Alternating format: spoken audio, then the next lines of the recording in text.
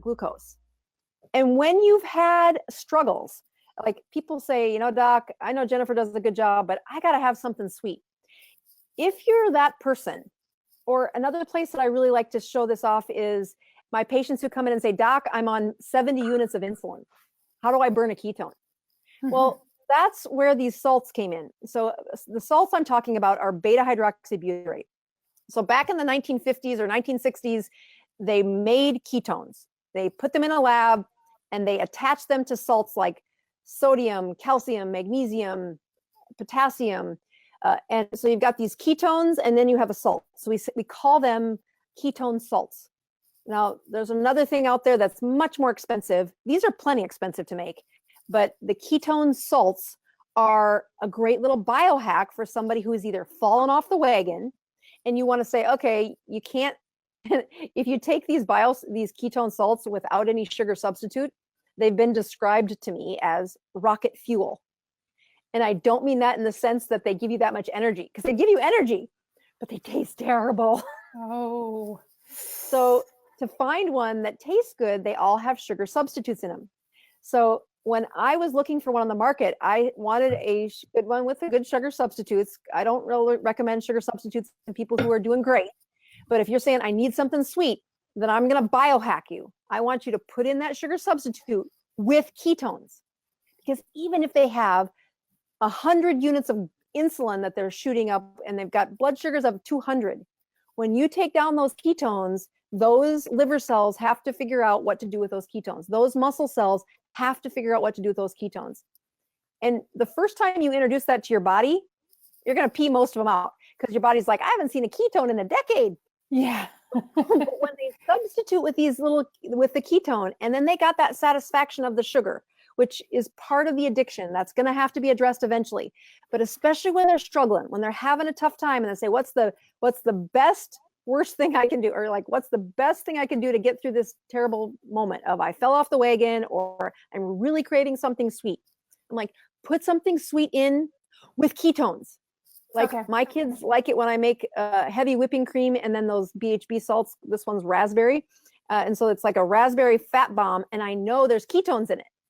And so I'm like, yep, you can have the sugar substitute and you get a little ketones, and the energy is the ketone energy, which is a longer energy than the spike and valley of a regular sugar. Oh, so good. Those are some of the reasons why I when I first got a ketogenic diet, I didn't recommend the BHB salts for anybody, but I've really had to eat my words on that, because there are a lot of people that they can't do what you do. They can't do what John is doing. They are too sick. And there isn't a private coach that says, like my mom has, I could go and say, here, do this step next, do this step next. Yeah. But this biohack of adding the salts, this is what BHB is, beta hydroxybutyrate, put it in their diet, your body has to burn that. So those little mitochondria are having to wake up and say, hey, how do you burn a ketone? So that when they do transition, as they keep dropping that insulin and lowering the carbs, the cells have had those little mitochondria wake up and remember how to burn a ketone. Fasted for 3 days to get to a 25, and then she had a good meal. Is she taking exogenous ketones to help her, or is that strict fasting that gets her to fasting, those? Yep. Wow. But I'll tell you, she hasn't hit 20 yet, and that's where this week I've said the first 3 days, it's kind of like what happened with John. When you first have a goal, you can use your own kind of efforts. But now that she's in the next, it's hard. It's not better. So how do we help her keep doing her life and get those numbers to hit that ratio that we want? And that's where we might need to be using the exogenous ketones. And again, I was a big proponent of not using those for the first year, but there's some amazing data that's come out for the cancer people specifically. So it is because of that I've said, no, this is the place where you should use it. Well, I've been so against exogenous ketones for so long. Anybody that's been in my groups or followed my pages, I've never followed them. I've always felt like it's a cheat, and I still feel like it's a cheat, kind of, but I can see now where it's beneficial, that you need something to help your body along in certain instances. And excuse me. I want to tell you this also. My ketones were so low when I was not feeling well that John, I think 1 or 2 of those days, he gave me some exogenous ketones, and I think I felt better like after an hour. And Mm-hmm. I didn't test. I never test my blood any more than my morning fasting hour. But When you feel bad, I, so that's it. That's when I use it too. I feel bad whenever I've cheated, I'll use them. Like, and when I cheat, I mean I have alcohol usually. But whenever I don't feel good, like I haven't been sick in a long time.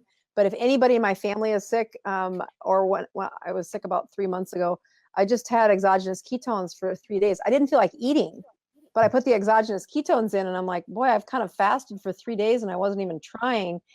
But you don't really feel hungry because it is fuel.